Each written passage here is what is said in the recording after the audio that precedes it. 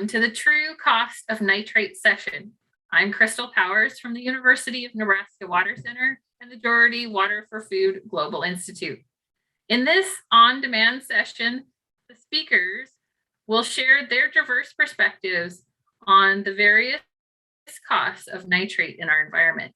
Join us for the live question and answer session, October 21st at 9 a.m. Central. Nitrogen is an essential nutrient for growing crops across the globe. Unfortunately, when excess nitrogen escapes, it causes problems resulting in impacts to public health and the broader environment. Today, you'll be hearing from several speakers about these impacts and their costs. First, you'll be hearing from Patricio Grassini from the University of Nebraska-Lincoln, Keith Miller, City of Hastings, Mike Archer from the Nebraska Department of Environment and Energy, Don Coulter from the University of Nebraska Medical Center, and then co-presenting will be Sydney Evans from the Environmental Working Group and Paul Mathewson from Clean Wisconsin. So sit back and enjoy the true cost of nitrate.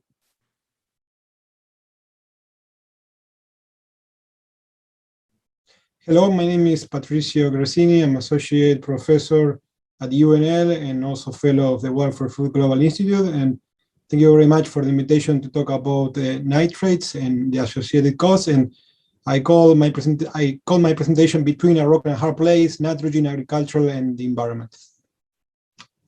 So this was the original name that the organizers put to the session, but after some thought during these past weeks, I decided that I could take some degrees of freedoms and modify it a little bit and make it a little bit more balanced and call it the true costs and benefits of the nitrates, so that will allow us to have a more balanced conversation about the issues related with nitrogen use in agriculture. In talking about benefits, I'm going to start from them, and I'm going to try to give you an idea, an overview about why nitrogen is important to sustain a profitable and sustainable agriculture. This is a classic relationship between corn yield and the amount of nitrogen that is uptake by the crops, and you can see that as you want to achieve higher yields, then the requirement of nitrogen will increase. So in few words, the soil will typically not provide you with all the nitrogen that plants require, and therefore farmers have to apply nitrogen in the form of fertilizer or manure to meet the crop nitrogen requirements. So bottom line is not large amount of nitrogen are needed for high corn yields. And this is the same concept, but with a picture. In this case, you can see a picture that I took 2 weeks ago. This is a farmer field, and you can see this small corn plot. On the right hand, the crop has received nitrogen fertilizer. On the left side, the crop did not receive any fertilizer and rely completely on whatever was provided by the soil. And you can clearly see here what will be the penalty associated with not using any nitrogen fertilizer in corn production. The question is how much is enough? And we have known this for quite a long time, and I took this figure from a study published back in 1977 by Dr. Broadbent from UC Davis, in which these researchers published this very classic paper in which they show basically that as the amount of fertilizer nitrogen applied increases, the corn yield also increases until it reaches a plateau, and afterwards the yield doesn't increase anymore. And associated with this yield fertilizer response curve, there is this curve here showing what's the amount of leachable nitrogen or the amount of nitrogen losses from the soil, showing that until the maximum level of productivity is achieved, the nitrogen losses remains quite low, and then it starts to increase when the amount of nitrogen exceeds the amount of nitrogen that is required by the crop. So these researchers conclude with something that I found very insightful, which is that in an agricultural system, nitrogen fertilization practices that use adequate amounts to achieve maximum production have been shown to have minimal potential for pollution. Consequently, management practices that result in the greatest nitrogen uptake efficiency will provide both environmental protection and food production.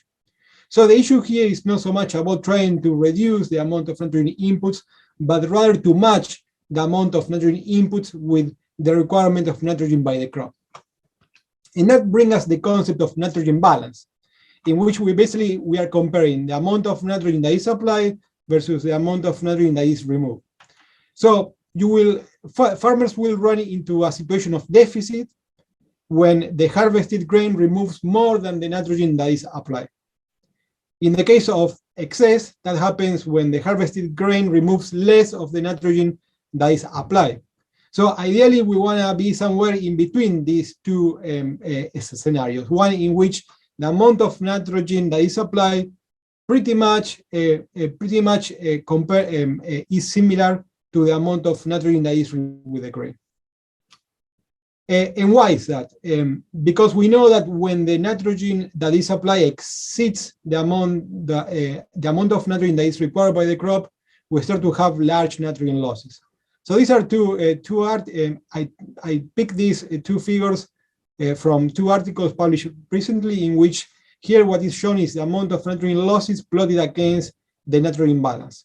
So basically, zero means a situation in which the amount of nitrogen inputs perfectly match the amount of nitrogen that is uptake by the crop. If you are below zero, that means that the amount of inputs is less than the amount of nitrogen that is required. If you are in a situation of positive N surplus, that means that the amount of nitrogen that is applied is larger than the amount that is required. And not surprisingly, these two figures shows that as the nitrogen balance exceeds zero, that means there is a surplus, then the nitrogen losses starts to increase exponentially. And for example, in the case of corn, we know that the nitrogen losses start to increase substantially when this nitrogen balance exceeds about 67 pounds of nitrogen per acre. So bottom line is that it's not so much about the nitrogen inputs by itself, but it's about the balance between the nitrogen inputs and the amount of nitrogen that is applied by the crop. And the goal should be to reach a nitrogen balance that is in between a condition of deficit and a condition of excess. And we know from previous experience that if our nitrogen balance is below than 67 pounds of nitrogen per acre in the case of corn, then we can keep those nitrogen losses pretty small. So we evaluate this concept of nitrogen balance using data from the natural resources districts. We are very lucky here in Nebraska that these NRDs collect farmer field level data from individual farmer fields, including yield, nitrogen inputs, and irrigation. And they collect this information across thousands of fields, giving us the chance to benchmark how well farmers are doing in relation to use nitrogen inputs in corn production. So what we did here was to use data from four NRDs, the Tri-Basin, the Little Blue, the Upper Big Blue, and the Lower Platte North. Our database includes more than 10,000 data from more than 10,000 field year combinations collected between 2009 and 2015. These areas represent well above 1.3 million hectares planted with corn in the state. And within these areas, we identify two major regions. One will be this one in blue, that is around the Tri-Basin NRD. And the other one is this orange area that is located around the Upper Big Blue, Little Blue, and Lower Platte North NRDs. The main difference between these two regions is the climate and the soil, and that's why we separate this data into these two regions. Likewise, within the orange region here, we have fields that are rain-fed and other fields that are irrigated, and therefore we further categorize the fields into irrigated and dryland. So we end up having three categories of fields. Those irrigated fields located in region 1, those irrigated fields located in region 2, and also those fields that were dryland and were located in region 2. We published the findings from this assessment in the peer-reviewed literature, and let me show you first the ranges of yields and inputs that we found across these regions. Here you can see the ranges in yield and in input for irrigated and rain-fed corn. And you can see that the ranges are quite wide, going from, for example, in the case of nitrogen from near 40, 80 pounds up to 240 in the case of irrigated corn, and no, sorry, that was for rainfed corn, yeah. And the range was a little bit wider in the case of irrigated corn. And not surprisingly, the yields were higher in the case of irrigated corn compared with rainfed corn. But again, the yield by itself or the nitrogen inputs by itself, that doesn't tell us the whole story in relation to what the nitrogen balance for these fields was, and therefore how likely was for these fields to exhibit nitrogen losses. So what we did next was to use a simple conceptual framework in which we plot the yield of each of these fields against their associated nitrogen balance. And again, this nitrogen balance was calculated as the difference between the estimated nitrogen removal in the grain versus the nitrogen that was applied to that field. And this yield is always expressed relative to the potential, which is determined by the climate and by the soil type in each of these regions. And therefore, if we use this conceptual framework, we can start to categorize the fields. And using these 67 pounds of nitrogen per acre as a threshold to decide to distinguish between fields with large and small nitrogen balances, and using 80% as a threshold to distinguish fields with high or small yields, then we can identify 4 types of fields. In the upper left quadrant, those will be the fields exhibiting high yields with small M balance. In quadrant B, those will be fields that have a small M balance but with a low yield. In quadrant C and D, those will be fields with large M balance, but the difference will be that those in C achieve higher yields compared with those in D. And this kind of framework is very useful because it allows us to identify opportunities for improvement. So, for example, fields in quadrant B can improve their performance by increasing yield without changing the M balance. These fields are doing good in terms of the M balance, but they can increase their yield. Let me use a pointer here. In contrast, fields in quadrant C exhibited high yields, but the nitrogen balance is quite large, so these fields have an opportunity to eventually improve their profit by keeping the same yield but reducing the large M balance. And finally, in the case of fields in quadrant D, those fields exhibited both low yields and large M balance, and therefore there is an opportunity for those fields to improve their profit by reducing the M balance and at the same time increasing their yield. So this is just a conceptual framework. Let's see how the fields from the NRDs look like when we put them inside this framework. So this is the same figure as before, but in this case it is populated with the data that were collected by these NRDs. Each of these yellow circles represents one individual field. And you can see here that there are fields falling in the 4 quadrants. In the case, for example, of irrigated cornfields in the region 1, you can see that about 24% of the fields will fall in category A, which means that those fields are achieving high yields in a small M balance. That's great. But also you can see that an important proportion of these fields will fall in category C and D, which corresponds to large M balance.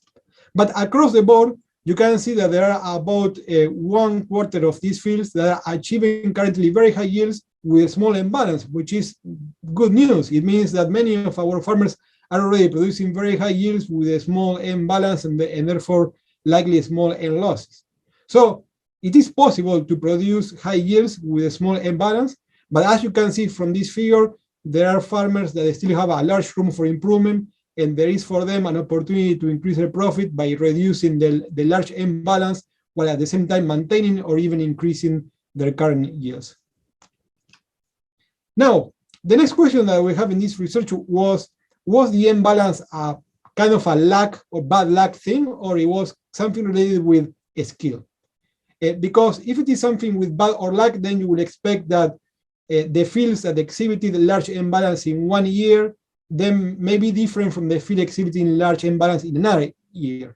In contrast, if this is really with a skill, with a farmer skill, therefore you will tend to believe that the farmers that exhibit large M balance in 1 year will also exhibit large M balance in the other years. So what we did in this particular year, in this particular study here, was to pick those fields that exhibited large M balance in 1 year and see what happened with the M balance in those fields in other years. So for example, in this case, the solid red line on the left chart for region 1, if we pick the fields with large imbalance in 2010, then what we found was that those same fields will also tend to exhibit large imbalance in the other years. For example, these fields, out of these fields, 80% also exhibited large imbalance in 2011, 75% in 2012, and more than 80% in 2013. So bottom line is that the fields exhibiting large imbalance in a particular year are also the same ones that are likely to have large imbalance in the other years, which means that probably the driver for the imbalance is persistent over time, and probably related with the skill of that farmer at managing the crop or at managing the nitrogen inputs or both. But this is also good news because it means that the problem is tractable, the problem is solvable, because it means that you can focus on those farmers that tends to have imbalance, and therefore try to encourage them to move on that system of quadrants, so they move from a situation of large imbalance to one of a small imbalance. And again, another important message from this is that not all of the farmers exhibit large imbalance. There is indeed 1/4 of them that are in the quadrant where there are high yields with small imbalance. And looking forward, something that we believe has a merit in this conversation about nitrogen losses is to have a system of benchmarking in which farmers are allowed to assess their performance in terms of yield, nitrogen balance, and water use, compared with other farmers that are growing crops within the same type of soil and climate. And by doing these comparisons, the farmers can see how they compare in terms of yield and other important inputs such as nitrogen and water. It may be the case, like in this case, that farmers are doing good in producing yields, but they realize that they are applying too much water or too much nitrogen in relation to their neighbors, and therefore that can serve as a starting point for those farmers to see how they can improve their profit by cutting down on irrigation or nitrogen while maintaining or increasing their current yield. And this is work that is being done in collaboration with the Water for Food Institute. So some take-home messages about my presentation about nitrogen losses. One is that achieving high yields while avoiding large N losses is not an oxymoron, and indeed 1 out of 4 farmers in Nebraska are already meeting this dual goal. There is a substantial room for reducing the imbalance without hurting or even increasing the yield. The fields with large imbalance in specific years are also those exhibiting large imbalance in other years. And we believe that in this conversation about nitrogen, the environment, in agriculture, the use of the imbalance metric is very useful, and it gives farmers a framework to benchmark their performance, serving as a starting point to identify practices for improving the efficiency in the use of fertilizer, and by doing so, reduce nitrogen losses into the environment. Thank you very much, and looking forward for the discussion.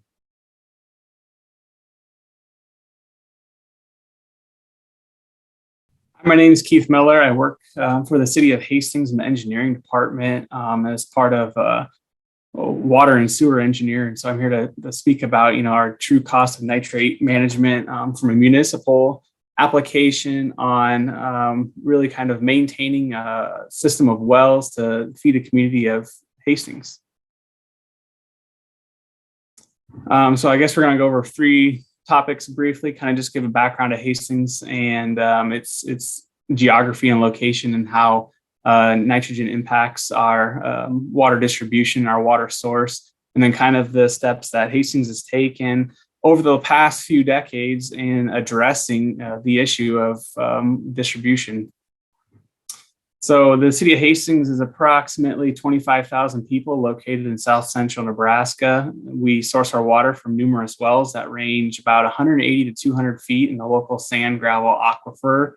And this aquifer is impacted by water entering from the Platte River, which lies to the northwest of us, and then also surface recharge. Approximately initial estimates have been about 50% of the water we receive comes directly from the Platte, and 50% comes from deep percolation through, the surrounding watershed. Groundwater flow is from northwest to southeast, and on average, the city pumps about 2.5 billion gallons of water annually, and approximately a third of that, or 800 million gallons, is consumed with irrigation, and that's primarily for lawns and gardens.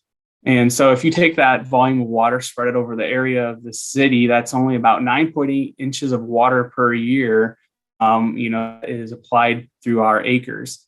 And so one unique characteristic about a community our size is that we don't have any water storage vessels. So we simply pump well water directly into the distribution, and therefore we just have a great range of wells to meet the demands that fluctuate throughout the day and seasons. The nitrate contamination has been very detrimental to the city of Hastings. Since the early 1990s, nitrate concentrations in our municipal wells has increased approximately 68%. And so as a result, some wells have exceeded the MCL of 10 milligrams per liter for nitrate contamination and have been taken out of service entirely, or we tag them for emergency use purposes. So we currently operate about 16 wells that meet regulatory requirements, and we maintain 9 additional wells mechanically that have been taken out of service as a result of nitrate contamination. And so a well costs us about $500,000. And so figuratively speaking, we have about $4.5 million in wells that are in operable condition that they cannot be used due to nitrate contamination. We continue to closely monitor our wells, and understanding, the behaviors of each well is kind of unique. There's a lot of different pumping scenarios that go on throughout the season and throughout the year. There's a lot of sampling that's constantly being collected and monitored. And so this is much more than turn it on and forget it until another regulatory sample is required or we experience a mechanical failure. So the cost associated with the additional sampling is really minimal in our efforts to secure a clean and reliable source of groundwater. The proactive approach of sampling and close monitoring brings to your attention when a problem is beginning to take place, and hopefully gives you enough time to start being proactive to secure a viable solution. Nitrate contamination does not happen overnight, and in our case of aquifer contamination, therefore it's been a slow growing problem that's developed over the past few decades. And this image displays a map of Hastings down here at the bottom right. And these flow lines indicate the 20-year travel time. So the area that our groundwater takes to come into our municipal distribution. And so that's kind of showing each of these dots with numbers is where our municipal wells are. And so you can see that while the river is, quite a ways away, there's a lot of ag ground that our water, travels through or underneath before it gets to us. Along with nitrate management, once it was recognized that, our levels were steadily increasing and not showing signs of coming down, it was realized that first steps were needed to protect some of our source water. The very first, kind of initial step that us and a lot of other communities are doing is to set up a wellhead protection area. And so this mainly just involves identifying the areas impacting the city's water wells and then implementing steps to help protect these wells. So within a wellhead protection area, there's just kind of a bunch of different things. The first step is to delineate the wellhead protection area.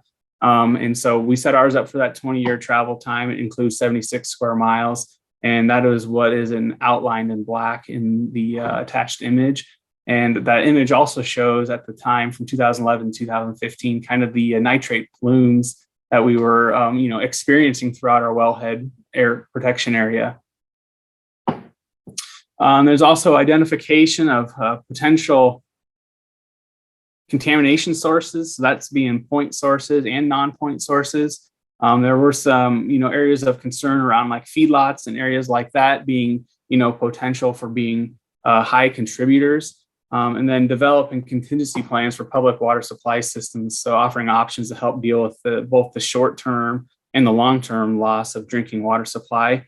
And that's really kind of where, Hastings had to then focus on a short-term plan.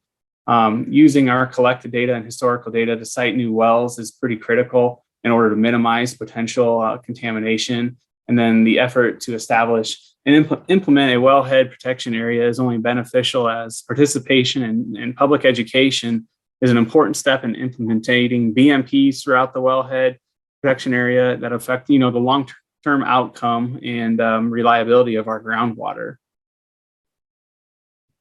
So like I said, Hastings had a focus kind of on a short-term action plan. So That's where we come up with the aquifer storage restoration plan. It's part of our contingency plan. So since knowing the action had to be taken on the short term to secure supply of clean drinking water, we set up the ASR plan, which is a project cost of $46 million. But of course, that's always subject to change. There's always new challenges and compounding issues stemming from nitrate contamination. And then, part of the wellhead protection plan is that long-term action plans to manage nitrogen contamination at the source. This is a lot larger challenge, but, result in decrease of groundwater nitrate concentration before it gets to us will ultimately be the goal. So in addition to kind of, compound what's in our wellhead protection area, what's in our water coming towards us, we do quite a bit of extensive sampling. And one of those sampling methods is vadose sampling. So effort is made each year to not only collect irrigation water samples throughout the irrigation season, but also to track our nitrate concentrations throughout the region. It looks like, from our sampling practices, it looked 7.5. We have agricultural wells out there applying nitrate at 7.5 times the MCL, and then also high levels of uraniums that are about 10 times the MCL. And so there's always incentives and rebates for soil sampling. That's part of the BMPs that go into our wellhead protection, and the intent is to determine the amount of fertilizer needed based upon what's available according to fall soil sampling. And then the vadose sampling has been completed 2 times, once in 2010 and once in 2015. Vadose sampling is a very in-depth approach to understanding the amount of nitrates that have leached past the root zone and are slowly making their way to the water table through deep percolation. This is a very time-consuming process that included the cooperation with landowners, the University of Nebraska for the extensive field work, laboratory work, and analysis. The sample sites used have great variety from agriculture fields that implement different farming techniques, that being different irrigation practices such as gravity center pivot and drip irrigation. And then along with different crop rotations and soil health practices from animal grazing, cover crops, no-till, and tillage farms. And then we also have sample locations in the city that include private lawns and city parks. This is a rather expensive endeavor. Each round of vadose sampling is approximately $300,000. And the funding comes from either the city of Hastings and natural resource districts. We have 2 of them within our wellhead protection area, and then also the Nebraska Environmental Trust Grant. The data collected is really just kind of the tip of the iceberg, understanding nitrate is leaching past the crop root zone and how that impacts our local aquifer. The study has shown that there is about 500 to 2,000 pounds of nitrogen per acre currently in the vadose zone. And isotope sampling has indicated that this is from commercial fertilizers. So with the next step, we need to do water treatment, and that's where Hastings has gone. And we kind of concluded on this after multiple years of data is being collected. It's not really a problem that's easily fixed. Even with unlimited resources, there's a lot of planning involved. This image here is a little small, but you can see this is one of our municipal wells that we've been tracking since about 1990 through today. And as you can see, the trend for the nitrate contamination, started off between 2 and 4, so about 3, and now it's upwards of 9 parts per million. And so those are the kind of things where you had to do early planning to try and correct the issue before it exceeds its 10 part per million limit. But so since even though we implemented a wellhead protection plan, we continue to see an increase of contaminants entering the aquifer, even with the vadose zone as indicated by our sampling. Between the 2 rounds that we've done, it's increased between 2010 and 2015. And so the short-term solution is securing a safe and reliable source of water to treat the water before going to the customer. And so the first option is a more industry standard full scale treatment, with the initial cost being $76 million. And that was deemed unfeasible for a city our size to financially support that. And so then the alternatives, kind of an out of the box approach to cut costs, build in various levels of cushion per se. And that's what we refer to as aquifer storage restoration, or ASR, which its original estimates were about $46 million. And it was deemed to be more cost effective, but still allow our municipal distribution system to function how it currently was without a lot of changes. So there's a lot of concepts of utilizing aquifer for storage, puts relief on the need for the plant to operate continuously, and leaves little room for error with that. So in our case, we didn't have to build a lot of different capital projects for transmission mains and backup power for our plant. So the ASR is really kind of a 5-part project, and we'll kind of look at each one of these key factors of it. It's dual pumping, focused water treatment, which would be the treatment process itself, aquifer storage, aquifer restoration, and irrigation management. So part 1, dual pumping, it leads to focused treatment. Dual pumping is first attempted as kind of an experiment project here in Hastings, and then its success helped lay foundation for multiple concepts around our treatment system to build in efficiencies and give the treatment plant operators multiple options for operating. So the concept's rather simple. You put 2 pumps at different depths in one well. It's been known that a shallow well has a higher risk of nitrate contamination, and that a deeper pump with little to no drawdown oftentimes has very clean water. So with that understanding, the attempt to separate or skim water off of the shallow pump while utilizing a deeper pump to collect cleaner water was successfully completed. So kind of just imagine this picture here. The nitrates are at the top, that's signified by the red dot. And as that water comes into the screen, it is intercepted by the top pump, while these other volumes of water end up at the bottom pump. Therefore, that's the cleaner water. And so this allows for focused treatment efforts, since we now have a flow stream that's much less in volume, much higher concentrate. And so therefore, to treat a very large flow stream that would be less concentrated. So the cleaner, the bottom water, can then be used to blend or permeate water from the treatment plant back to a desirable product before injecting into the aquifer. So here's kind of the heart of the plant. It's a water treatment. So reverse osmosis is what we use. We have 3 skids in there. Each of them are identical to this. This is our middle skid. They're each capable of processing 700 gallons per minute. And so you will get about 100 gallons concentrate off of it, which is our wastewater, and 600 gallons per minute, which is your clean permeate water. It's a 3-pass system with high pressure membranes and can achieve 90% removal. So therefore, that's where we want to blend water, because the water coming out has very mil-spec clean water and is rather aggressive, so not ideal for injection back into the aquifer. But currently we're running about 2 skids at once, while the third one is down for maintenance. The plant cost us in total about $15 million. Now that includes, the facilities for the plant, but also all the water mains, the injection wells, and that would be also for 2 extraction wells. And then every year it cost us about $1 million in operating costs. And then parts 3 and 4 of the 5-part ASR plan is the injection wells and blending.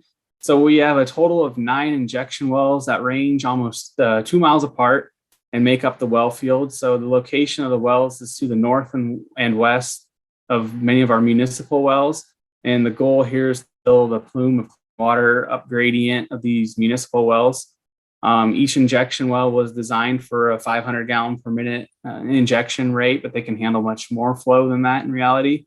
So our total capacity is in excess of 4,500 gallon per minute, and that is about 2/3 of our average use for Hastings. So a key step in the process is blending. So this is where the RO permeate is blended with extraction water before injection. Our goal is to really inject a stable product so we can achieve this with dilution. So some of the target levels that we aim to shoot are inject our nitrates back into the aquifer between 5 and 7, if not lower, but maintaining our pH of 7 to 7.5 and a Langelier index of 0 to 1. And that's actually an indicator kind of the aggressiveness of water. And so to date, we've injected about 5 billion gallons. The image here shows really a map that has these red dots. There should be 9 of these red dots would be injection wells. And then there's other outlined in red shows where our water treatment plant is, along with our water storage facility, while these blue dots then are municipal wells. So hopefully, the goal is to have a clean plume of water in between those. So as the gradient travels into the municipal wells, we are supplying them with a reliable source of water. And then part 4 is our water storage for irrigation.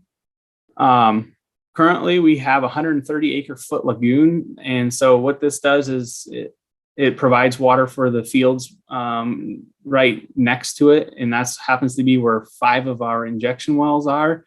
So therefore, instead of us putting water in the ground and then the irrigation turning on and running, pulling our clean water out, we supply them with water. And the idea is that we put in our wastewater from the system, but we have to blend it down to make sure our agreement is, we want to put water on the field at MCLs for uranium, selenium, and not to exceed that. And then our excess water gets sent to sanitary sewer.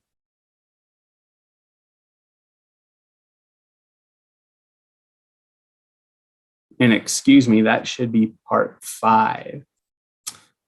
So as you can see, we've implemented a multi-barrier approach in securing safe and clean water. So our source water protection, aims at being the long-term wellhead protection plans, including your BMPs, protect the water coming into our well field, while our short-term plan is this water treatment step.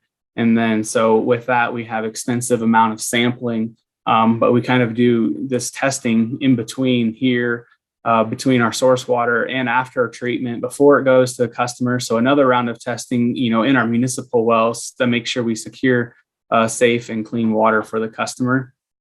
And then there's always future projects. So of course, continued monitoring of our aquifer is going to be there, but then we're always looking for improved efficiencies on how we operate and how we can recover more of our troublesome wells. And then we always got new contaminants to watch out for. Uranium's kind of the one that we're watching closely now, knowing that we're going to need potentially have future uranium treatment. So being proactive to be ahead of the ball. And then you're always looking for new technologies and incentives for expanded wellhead protection programs, and then additional extraction wells along with the recovery of our municipal wells. And then there's always this big outline question here of challenge to determine who pays, for existing and future contamination. Now this is a known problem. The city of Hastings is really kind of doing their part. And so there's a lot of other players that have helped in us addressing the issue. So we'd like to say thanks to all of them. And that's all I have.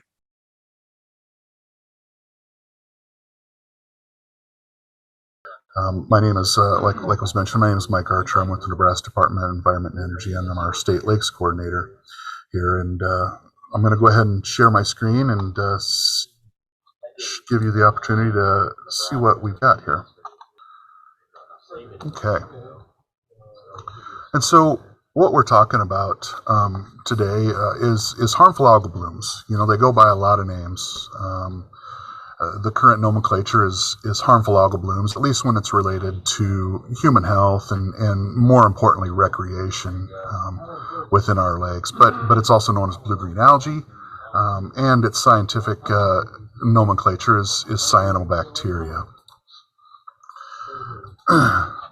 It's it's not an algae, and it's not a bacteria. It really has more in common with bacteria. It does not have a nucleus, much like bacteria does. However, what it shares in common with algae is that it's capable of photosynthesis. And that's a key component, because that ability to photosynthesize likely allowed cyanobacteria to oxygenate the early earth. It was able to convert that CO2 to oxygen and allowed life to to prosper on early Earth. You know, and that photosynthesis, it's suspected that photosynthesis evolved from cyanobacteria. Cyanobacteria likely found its way into a eukaryotic cell and provided food for that host, and it was that relationship that likely allowed chloroplasts to develop and evolve and allow photosynthetic plants to cover the earth and the oceans and water. So it's not all bad, you know, but the question becomes, when does it go from being this helpful cyanobacteria to a harmful algal bloom? And that's fairly easy to answer, in that when it's in the presence of excess nutrients, right? When there's too much nitrogen and too much phosphorus, we'll end up with those harmful algal blooms. And as you can see here, is a snapshot of what we have in our state as far as nutrients go. This is about 10 years worth of data showing our total nitrogen and total phosphorus concentrations within our waters, right?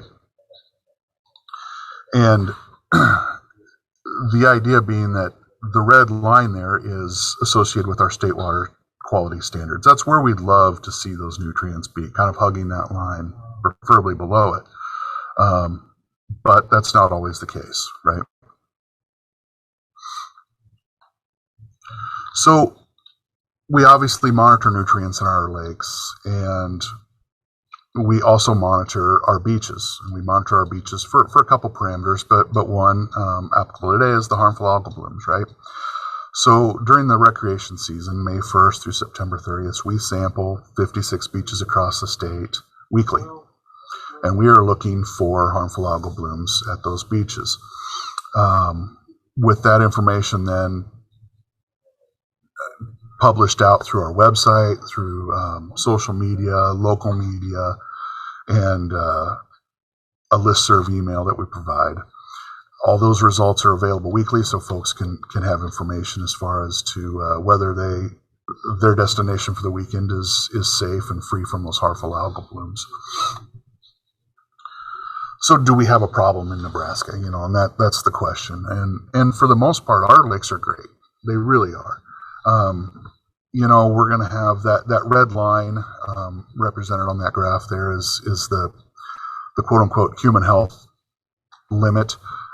So if we have a toxin reading that's above that red line, then that lake is put on health alert and that beach is closed for recreation until such a time that the concentration of that toxin comes down. So, you know, for the most part, our lakes are great, right? We have a few that have what we would call a habitual problem with harmful algal blooms, but for the most part, our lakes are good. They may have a harmful algal bloom once every few years, and it's very short-lived, right? It's maybe on for a week and then it's gone. And that's just that sort of natural cycle of cyanobacteria. But you know, we do look at some of these others that are habitually on this health alert list, and look at those with some concern, because there's a lot of consequences that come with that, right?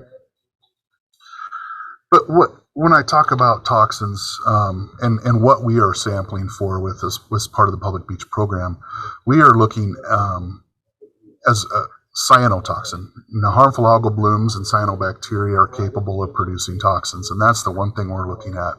And in particular, we're looking at one specific toxin, and that's microcystin. It's not the only toxin out there, but it happens to be the most common toxin. And so we use that as an indicator of harmful algal blooms and the presence of all toxins, right?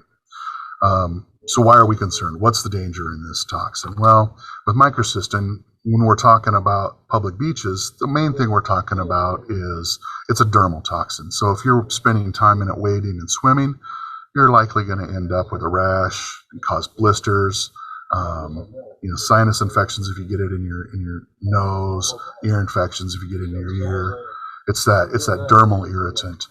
Now, if you happen to ingest a little bit, you can end up with a lot of flu-like symptoms.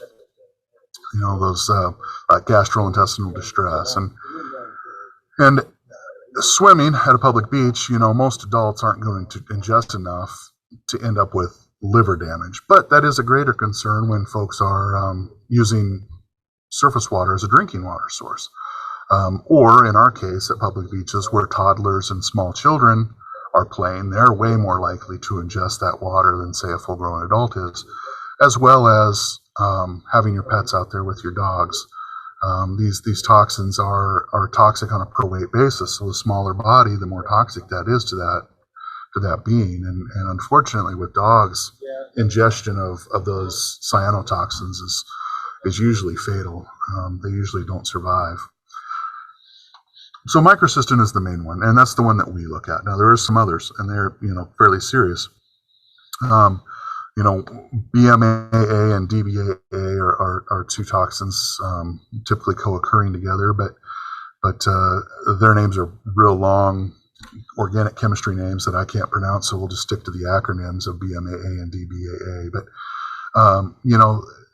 there's a lot of research going into these toxins. We don't know the extent of how toxic they are, or what all sorts of symptoms they cause, but there's a lot of suspected effects when they're serious. ALS and Parkinson's and Alzheimer's, all fairly serious diseases that are suspected associated with those two toxins. And additionally, there's some others. We have anatoxin A as a fairly common occurring one, and it's a neurotoxin. It can lead to coordination issues, convulsions, and even respiratory paralysis. And cylindrospermopsin is pretty much toxic to everything inside of you when you ingest it. So the last one there, saxitoxin, is listed, and that's not so much a problem we have in Nebraska. That really is more associated with marine environments, and it's more commonly associated with that paralytic shellfish poisoning. You get those bad mussels or bad crustaceans, and if they've been in that, harmful algal blooms, they can absorb that toxin and can be fairly serious if ingested. So what other issues come along with that? The health effect ones we've covered, right? But that's not the only stuff. Tourism is huge, and these parks depend on visitors. They depend on people spending money, and when a lake goes on health alert, those lakes become ghost towns. They see a significant drop in park visitors. And that all, of course, leads to fewer dollars spent in the local communities. The gas stations, the cafes, the restaurants, the hotels are all affected by these harmful algal blooms and the health alerts associated with them. And fish kills as well, right? So there can be a long-term effect to the fish community and the number of people fishing at those lakes. The fish kills aren't necessarily directly related to the toxin produced, but it's more associated with dissolved oxygen issues. When you have so much growth in a lake, so much photosynthetic growth in a lake, during the day they're producing oxygen, that's great. At night they're using oxygen, and if there's too much oxygen use, it will deplete a lake of the dissolved oxygen, and that leaves nothing for the fish. And oftentimes you'll see early in the morning these very large, significant fish kills because of all of that photosynthetic growth that's going on in that lake. So, that eutrophication issue with all of those nutrients in there driving all of this green growth can have a negative effect and a long-term effect to that fish community. And livestock is another one. And we, I put this on here. I get a call every year from veterinarians across our state with questions about livestock that have maybe gotten into a pond with a harmful algal bloom or cyanotoxin present. It's a tough one to quantify because we don't really have much of a reporting system for that, other than I can tell you I get calls. And there's concern, because that's someone's livelihood. And again, those toxins are pretty serious and can lead to livestock death. And one that we don't really have a problem with in Nebraska, but is a fairly significant problem worldwide, is water treatment. We're very lucky in Nebraska that we have our drinking water sources are mostly groundwater. So we don't have a harmful algal bloom problem when it comes to drinking water.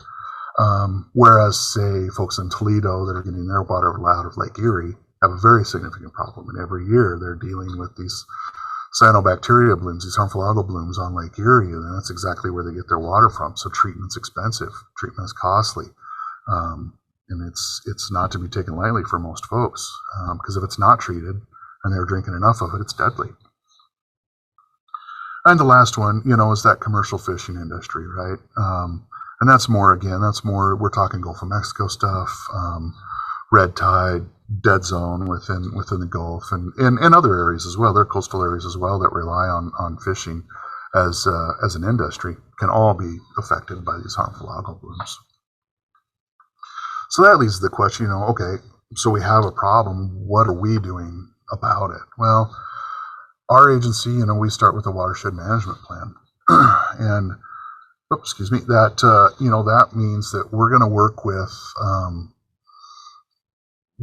another state agency, whether that be a natural resource district or a municipality, someone else that has that watershed in their district, and we're going to work on identifying the causes and the sources, and then work to address those issues.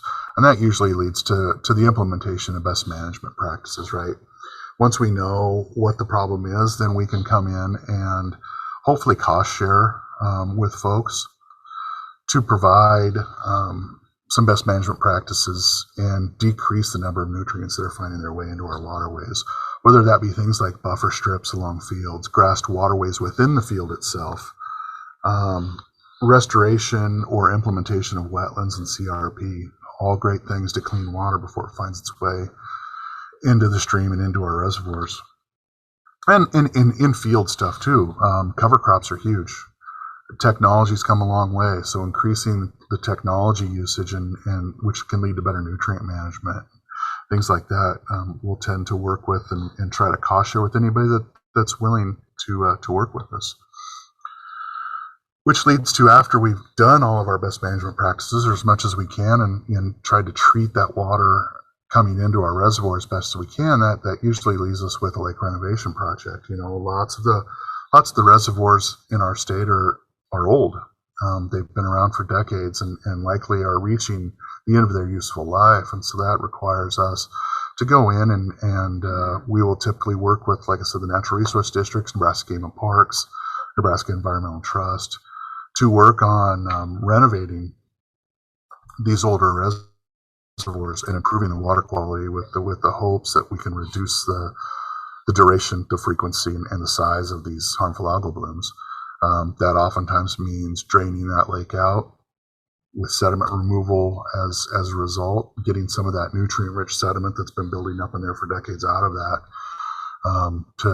to reduce the amount of nitrogen and the amount of phosphorus that's in that reservoir. That almost always includes creation of wetlands, because as we know, wetlands are a great way to clean surface water. So we want those things in place and either rehabilitated or built above a reservoir, as well as a sediment basin to capture that sediment before it reaches a lake, and certainly makes for easier removal. And with that, that concludes my presentation. I look forward to the Q&A coming up, and we will talk to you later. Thank you.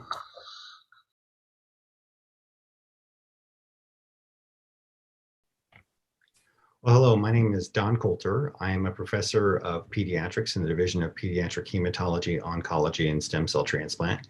And I'm also the director of the Pediatric Cancer Research Group, which was founded in 2014 after the advocacy of local families affected by pediatric cancer was sort of married to Senate legislation from the state of Nebraska to provide resources to allow us to develop the infrastructure to do research looking at pediatric cancer within the state. And that's what I would like to talk to you about today by attempting to sharing my slides. So I'm going to do that now. And the idea that I want to discuss with you is that in Nebraska, we have an incidence of pediatric cancer that appears to be above the national average, and trying to investigate not only the factors that are causing that, but also what the inherent costs are to our state and to our families of having an increased incidence of pediatric cancer. So in order to do that, I need to, there we go, get everybody on the same page about childhood cancer. In the United States, approximately 15,000 children a year are diagnosed with cancer, and pediatric cancer is a rare event. It only makes up approximately 2% of all cancer experienced in the world. Survival from pediatric cancer is high. Our survival rates approach 80% for all comers, which is great news. However, a number of our children are impacted by long-term health effects because of their cancer. Specifically, 75% will go on to have long-term impacts on their health because of the therapy that we gave them to cure children. And even though 80% of kids enjoy a cure, cancer remains the #1 cause of death from disease in children. We don't know what causes pediatric cancer. We know ionizing radiation and the chemotherapy that we give to existing pediatric cancer patients are causes, but we don't know specifically what the causes are. There's a lot of great work that's been done over the years to point to genetic predispositions in patients, married to environmental factors, many of which we don't completely and totally understand, that can increase the risk of cancer. But as with any other chronic illnesses, social determinants of health can play a role. And specifically in Nebraska, one that can be problematic is something called rurality, being a great distance away from the urban center. In Nebraska, there's only one place to come to be treated for a pediatric cancer, and that's in Omaha, because all of the pediatric cancer specialists practice in Omaha. So that can be relatively easy if you live in Omaha or Lincoln. It can be incredibly difficult if you live in Scotts Bluff or Grand Island. A number of years ago, the Pediatric Cancer Research Group began investigating the incidence of pediatric cancer in Nebraska by looking at a 23-year period of time with a sort of unprecedented access to the Department of Health and Human Services records. And what you can see here in this graph, the orange line represents the Nebraska incidence of pediatric cancer. The blue line represents the incidence of pediatric cancer in the United States. And you can see that over that 23-year period of time, Nebraska had an increased incidence of pediatric cancer when compared to the rest of the United States. But in looking at this data, this doesn't necessarily tell us how Nebraska compares to other states specifically, because this remains the longest individual evaluation of a single state's incidence of pediatric cancer. The year after we published that study, the Centers for Disease Control published a look at a number of years of pediatric cancer incidence throughout the country and identified that Nebraska had the 7th highest incidence of pediatric cancer. There's a couple of things that I want you to notice on this map. First of all, the other 6 top states are all in the Northeast.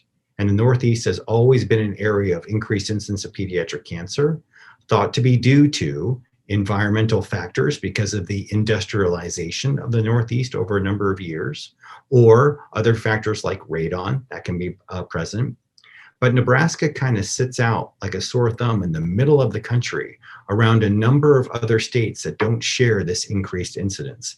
And we really don't understand exactly why. In the Midwest, Nebraska is the highest of the other 12 states that the CDC states make up the Midwest region of the country. We have the highest incidence of pediatric cancer when compared to any of our neighbors. In our work, looking at our specific incidence in Nebraska over 23 years, we mapped out where every single one of those diseases was coming from. And when you look at this map of Nebraska, anything that's in brown or red shows you counties where the incidence of pediatric cancer exceeds what we would expect for the state.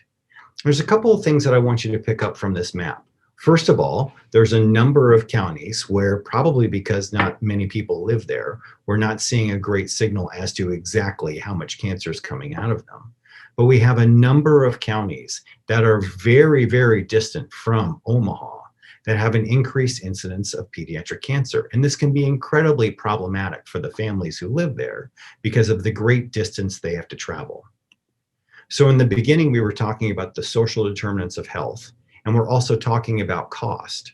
So the geography of Nebraska can be an impact to that burden of care that these families have to experience.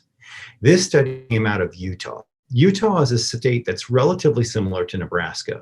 Nebraska is the 16th largest state in the union by land area. Utah is the 17th. Both Nebraska and Utah only have one place within their state where you can go for pediatric cancer care. So what this group of investigators in Utah did was evaluate the people who live greater than 1 hour or greater than 2 hours from the center where their child is receiving pediatric care. And you can see that the total cost that was coming out per visit that this family had to pay was $168 if they lived greater than 2 hours away. A third of caregivers reported having to move residencies as a part of their child being diagnosed with cancer. Not only is this obviously problematic for the family, it's also problematic for our rural areas, where people living in those rural areas can oftentimes be important for farms, agriculture, and other things that drive the economy of our state. And having those people have to move to a more urban area solely so their child can get appropriate care can be difficult. Other costs included the fact that their children were not able to keep up with their peers in school, and as such, 10% had to report repeating a grade, which can impact overall the socialization of those students. It can impact their education long term, which can have an overall impact on the state as a whole. Also, about 20% of these families who lived greater than 2 hours reported having to utilize emergency air transport at least once during their pediatric cancer journey. Again, that's an incredibly expensive means of having a patient arrive for care or for management, and that cost is passed on to the rest of the system. So I think you can see that just because of the way that Nebraska is set up, where a third of our population is rural, having an increased incidence of a pediatric disease like cancer can have an impact on the geographic burden that these families are experiencing. But we also wanted to try to understand why we had the 7th highest incidence within the country. And you can look at county lines and they can give you an idea, but a county is really just a geopolitical construct. It's a line arbitrarily drawn to show this is where people live. What could be far more important is looking at the environment that those people live within. And a county may not tell you exactly what the environmental experience that those people from that county to a different county are experiencing. So when we think about environment, one of the things that we wanted to look at is water. So we took our data set and we mapped it to watersheds and looked at what the people in that watershed are experiencing as an incidence of pediatric cancer. And you can see from this map that we have a number of different areas within our state that have an increased incidence when it comes to watersheds. And we actually have a couple of watersheds that have an increased incidence of pediatric cancer and pediatric birth defects, specifically the Turkey River and the Lower Elkhorn River. We also wanted to evaluate if there are specific types of cancer in Nebraska that can map out to specific watersheds. And what you see in this picture is that we have mapped out in the upper left, brain tumors, in the upper right, leukemia, and in the bottom left, lymphoma in pediatric patients. And specifically with brain tumors, you can see a statistically significant difference between areas where row cropping is done, where you're growing products that might need a great deal of water to be utilized, or they may need agrochemicals to assist in that growth, and the incidence of brain tumors. Those same similarities are seen in leukemia and lymphoma, but not as strongly as with brain tumors. And Nebraska has one of the highest incidence of pediatric brain tumors in the entire United States. Every 5 years, when people evaluate the brain tumor data, Nebraska sits somewhere between number 5 and number 1 for pediatric cancer within the United States when it comes to brain tumors. So we wanted to try to understand, why are we seeing this? What is specific about the water, or what's specific about Nebraska that could raise some questions about what could be causality in this situation? And that brings us to a discussion of the Ogallala or the High Plains Aquifer. The aquifer is the largest aquifer in the world. It encompasses 175,000 square miles and covers 8 different states. And it provides water to 85% of Nebraska. The aquifer is honestly why Nebraska has such a great agricultural production as a state, because there's so much of that water that's available.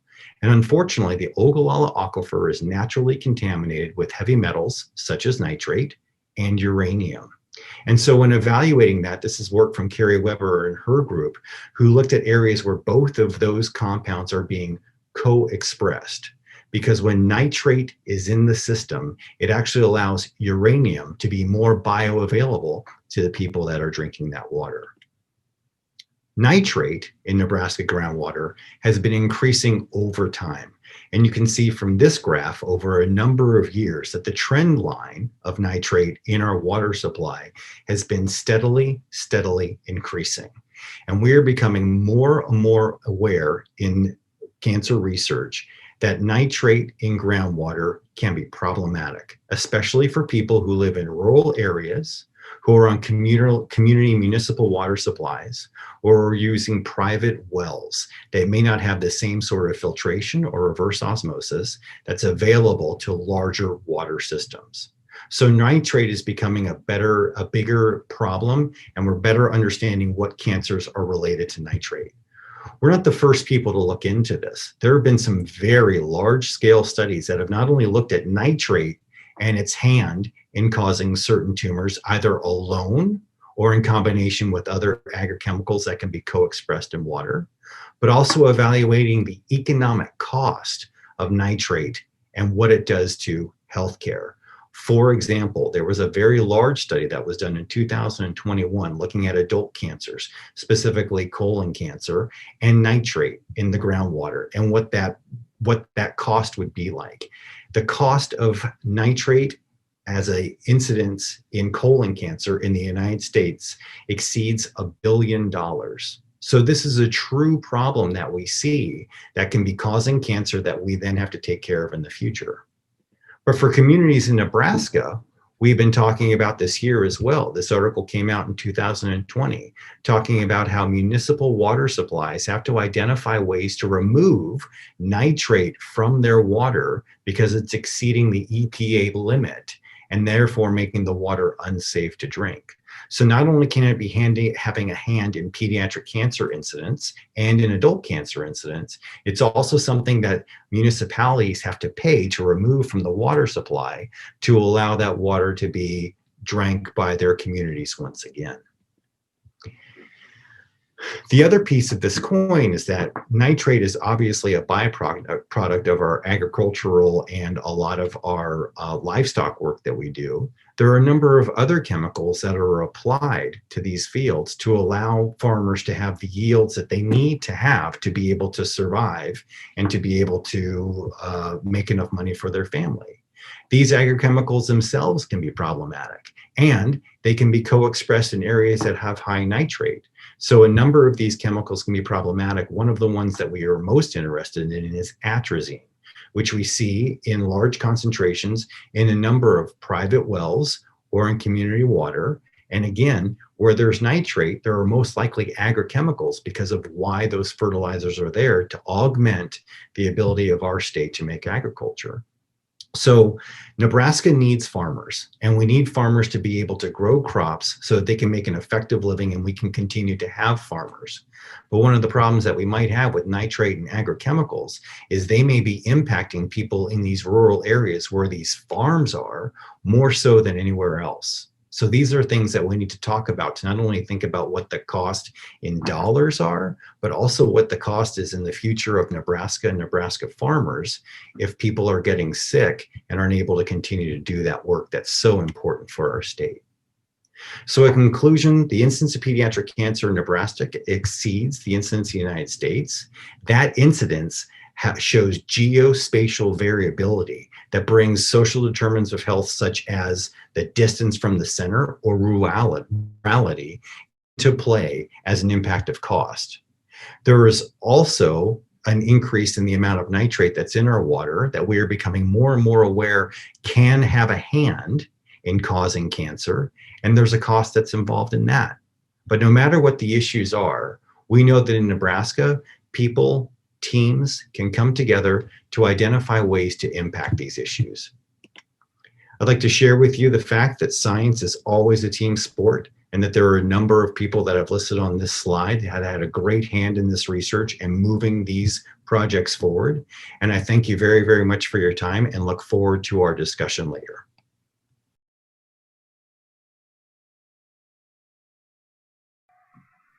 Thanks so much for having me. I'm Sydney Evans, and I'm a science analyst with Environmental Working Group. I collaborated with Paul Mathewson with Clean Wisconsin, who you'll hear from later in the presentation, on a case study to estimate the health and cost impact of nitrate exposure in the state of Wisconsin. So first off, EWG is a nonprofit, nonpartisan organization dedicated to protecting public health. We are a whole team. We've got scientists, policy experts, lawyers, communications and data experts, and we empower people through peer-reviewed research, civic engagement, and consumer education. So I'm a member of the science investigations team, and I spend most of my day working with the data in the EWG tap water database. We are a national nonprofit, so we do work on a lot of different states. Our work on nitrate exposure is actually what led us to Clean Wisconsin and the collaborative effort that went into this case study. We know that nitrate at high levels is associated with health effects like blue baby syndrome, which is why the EPA set a maximum contaminant level in drinking water in the first place. But we also now know that based on decades of research that nitrate increases risks for other health effects like cancers and negative impacts on the fetus during pregnancy. And studies show that these health risks occur at concentrations far below the EMS. So we know that there are health risks, but our team was asking, what does that actually look like? You know, how many people are being exposed? What proportion of the burden of disease could we alleviate with reduced exposure? How many babies and lives are being affected? The studies that we have don't answer those questions. They usually just have some sort of estimate of risk and not who is impacted and what it looks like in the United States. So we developed a methodology to answer those questions. And the early version of this methodology was published in a peer-reviewed paper and led to the EWG map that you see here. And Paul saw this study and reached out to us to collaborate on a project using really good quality data to estimate the burden of disease due to nitrate in Wisconsin. So let me walk you through the methods before he actually digs into the fun part and the findings. First step is we have to quantify the risk, and that comes back to those studies. There are a ton of high quality studies to draw on, and all of those studies that exist give us some quantification of the risk. That's usually in the form of something like an odds ratio or a risk ratio. And colorectal cancer, very preterm birth, very low birth weight. Those were some of the more common health effects that we saw with the studies that had the information and the quantification in the way that we needed.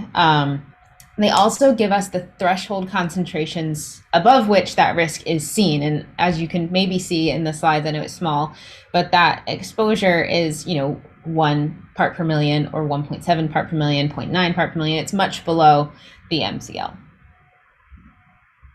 And that's just the first piece, right? We talked about how that's not enough to answer that question. So we now have to quantify the exposure. We have to know how many people are exposed and at what levels. And originally the tap water database was used for the method development, but it doesn't account for all of the people exposed through private wells, which is really significant, especially in certain states. But I'll let Paul talk more about what data was used for the Wisconsin case study. And then we obviously know that nitrate isn't responsible for all cancer cases and all, harmful birth outcomes. So we incorporate the known incidence of the health outcome that we're looking at with the exposure and the risk estimates to figure out what proportion of those cases we would expect to be related to or resulting from nitrate as opposed to, other causes and other risks. And then when we're talking about the intervention, the reduction of nitrate exposure, health outcomes aren't the end all be all, just showing that there is a health risk and even showing how many people are affected. It's not the only piece of information that we need. One of the major barriers to justifying the cost of remediation or changing practices upstream is that cost. And the treatment of drinking water has costs, but the costs of the health outcomes also need to be considered. And many times that's really, really hard to accurately quantify. So cost benefit analysis and risk assessments can't always capture that value in there. So that's the benefit of this assessment. Once we had the number of estimated cases, we can start assigning costs to those numbers. And we did that by using published estimates on different health outcomes from a number of different studies. So the whole point of all of this is to get a method to apply the findings from health studies to solving real world risks and problems. The last thing before I hand the mic over to Paul is to clarify a few points on what these results are going to mean. When we mention the estimated number of cases, I'm not referring to actual individual people that we can point to. This is not, reported cases of cancer or certain babies with these birth outcomes. We're talking more kind of probabilistically and statistically. We're talking about a proportion. It's an estimate of the burden and of the risk of these cases. What we're trying to do is to predict how we might be able to reduce the costs and the burden of these health outcomes by reducing exposures. And it's also worth mentioning that we focused on direct medical costs, and in many cases, they're likely quite conservative estimates of the true or total costs. There are a lot of indirect costs of these health issues, and those are not taken into account necessarily here, because there's a whole nother degree of uncertainty and complication to add those in. We're also looking at the big picture. So using this method for like a single town or a water system doesn't really make sense, but we do this at a large scale, at population level, using a lot of at the national level or at the state level, and we can start defining trends and using this information to get an estimate to inform policy decisions to protect health at the population level. So now let me pass it over to Paul to talk about the actual exciting part, which is the results and the findings from the case study. All right, thank you, Sydney. My name is Paul Mathewson. I'm staff scientist at Clean Wisconsin, an environmental advocacy organization based in Madison, Wisconsin. So I'm going to pull up my slides here. So Clean Wisconsin, as I mentioned, we're based in Madison, Wisconsin, and we work around the state of Wisconsin to protect and preserve our clean water, clean air, and natural heritage, because we believe everyone has a right and deserves clean water and clean air. And one of the important topics we work on is nitrate contamination of drinking water. So for those, a little context for those not familiar with Wisconsin, our slogan is America's Dairyland, a nod to the importance of dairy farming in the state historically and currently. In fact, in nearly half the counties, cows outnumber people. And Wisconsin, as you see on the right here, Wisconsin's kind of on the edge of the Corn Belt. So particularly in the southern part of the state, you have a lot of corn and soy row crop farming. And so in total, over 40% of the state's land area is agricultural land. And so when you have lots of agricultural activity, you have lots of nutrients, and unfortunately, issues like nitrate contamination of drinking water. Indeed, nitrates are Wisconsin's most widespread groundwater contaminant, and this contamination has been increasing over the past couple of decades. And we're concerned about this because groundwater is the source of drinking water for over 2/3 of our state's residents, including all private wells are sourced in groundwater. And about 1/3 of the state uses private wells instead of relying on a community water system, which may have treatment in place for contaminants. And so when we saw this modeling work that Sydney and the folks at EWG were doing, we thought this would be great to apply here in Wisconsin, take a close look at how nitrates could be impacting public health here in Wisconsin. So the main thing we had to do was calculate the exposed population and then be able to plug those numbers into the model that's being described. For those on community water systems, that's pretty straightforward because there's annual testing requirements for community water systems and they report that data. And so it's easy enough to get nitrate concentrations from these community water systems. It's trickier from private wells though, just because there are no annual testing requirements for these private wells. Most folks don't test them regularly. And in Wisconsin, like I mentioned, 1/3 of our population uses private wells. And it's an even higher proportion of folks in rural areas who are more likely to be impacted by nitrate contamination will be on private wells. So it's really important to get at some reliable estimates of exposure from private wells. And so for this study, we identified 2 data sources here in Wisconsin to use. The first one, the Wisconsin Department of Agricultural Trade and Consumer Protection, they had performed a groundwater survey of agricultural chemicals in drinking water across the state. In the way they designed their survey was to identify and test wells that are drawing from a water representative of groundwater used across the state. So it was specifically designed to be representative and be able to extrapolate across the state from that subset of wells tested. So we had data from that survey. And then since 2017, since 2018, in Wisconsin, all new private drinking wells and wells that require certain types of repairs or modifications, they're required to get a nitrate test. So we had a good data set of a random, unbiased data set of nitrate tests from this database as well. And so we were able to get some reasonably good data sets of private well exposure here in Wisconsin to plug in this model. So when you put it all together, the community water system, the private well systems, we're able to get a total estimate of folks exposed to nitrates above certain levels, as you see here on the left-hand column, above certain thresholds identified in the epidemiological literature that Sydney had talked about in her part of the presentation. So once we had that exposure data, we could plug that into the model that Sydney described, and we can get a sense of what the public health impact of nitrate contamination in Wisconsin is. And you can see up to 300 cases of cancer annually, over 100 cases of adverse birth outcomes associated with it as well, in terms of things like very low birth weight or very preterm birth and neural tube defects. And that translates into up to $80 million in direct medical costs annually. In direct medical costs, we focused on those because those are more confidently quantified. These are the actual treatment and costs that you pay at the hospital for these treatments. We also do include some estimates of indirect medical costs. These are things like lost productivity from not being able to work. Those are a little, higher ranges of confidence with these estimates, but we do want to include them because they are real. And so that's up to another 170 million. So this is it's a pretty expensive problem here in Wisconsin. Another thing we wanted to highlight with this model was just the ability to look at and explore different ranges of nitrate reductions, because we know we're not going to get rid of the whole problem, but we want to see, what happens if we, reduce it by 10%, 20%. So here we have some images showing some reductions, incremental reductions up to 50% reduction.